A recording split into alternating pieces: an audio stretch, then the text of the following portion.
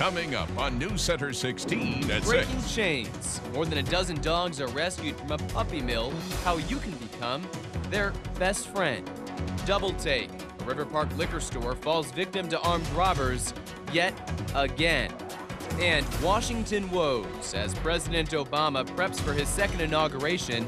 Drama surrounds certain cabinet picks. The news at 6 starts now. From WNDU, your breaking news and weather authority.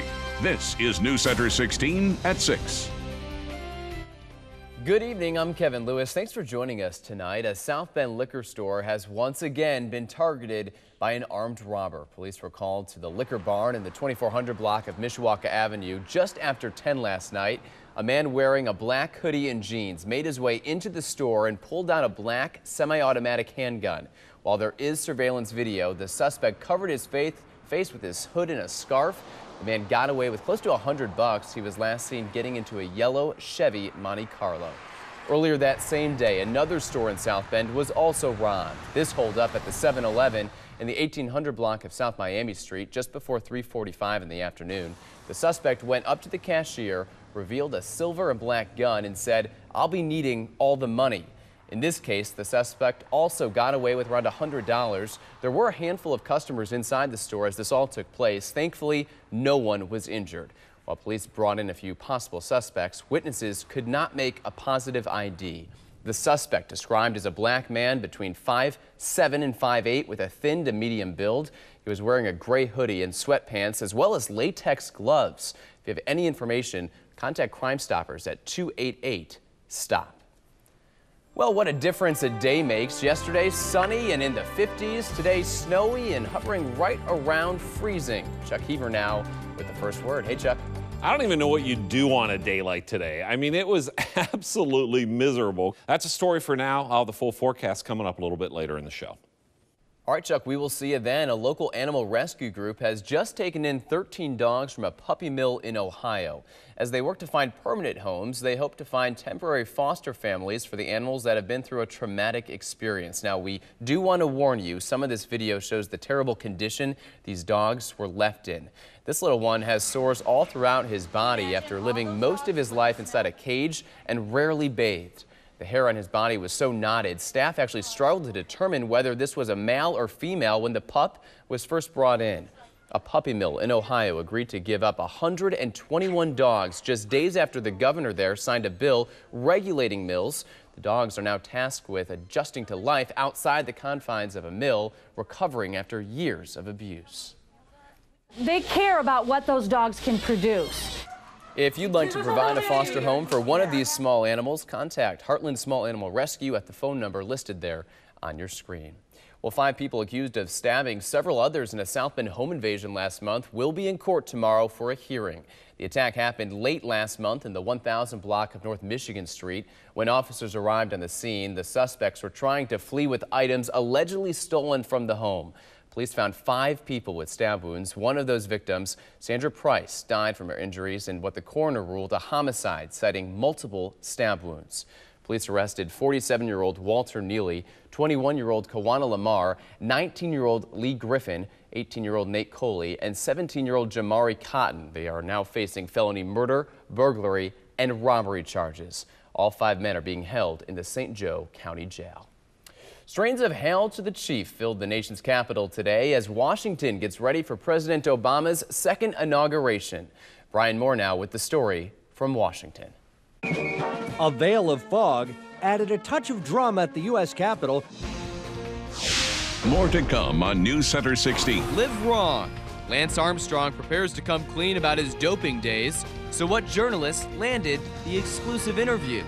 And golden moments. TV and film stars take to Hollywood. We'll bring you a live look at the red carpet outside the 70th annual Golden Globe Awards. Well, looks like Friday could be our number 9 for temps under 28 degrees. But still, even 9, that's perfectly fine. That's a cool little stat. I sat there and just went through each month just to check it out because Again, it's very easy to complain about days like today, yeah. but in the reality, we've had a good 365-day run. Yeah, we can deal with 8 days under 28, I think. And if you can't, you might want to pack up the house and move south. Right, time to go to Florida, Georgia, something like Exactly. that. All right, Right. Chuck. We'll still ahead of News Center 16 at 6. It's the Junior Prom of Hollywood Film Honors. A look at tonight's red carpet moments before the 70th annual Golden Globe Awards when we come back. Award season is underway in Hollywood, and tonight many of the movie and television industry's biggest names will come together for the 70th annual Golden Globe Awards. The Hollywood Foreign Press Association doles out the honors. Gina Kim has more tonight from the Beverly Hills Hilton. I like our chances now. And you're taking a live look over the red carpet at the Beverly Hills Hilton. You can catch all of the action again right here on Channel 16. The 70th annual Golden Globe Awards begin tonight, starting at 7 o'clock. Lance Armstrong says he's ready to speak candidly in his upcoming interview with Oprah Winfrey. Armstrong is preparing to discuss his doping allegations in tomorrow's interview, which is scheduled to air Thursday on OWN. It will be his first public response to a U.S. anti-doping agency report accusing him of using banned drugs to win 7 Tour de France titles.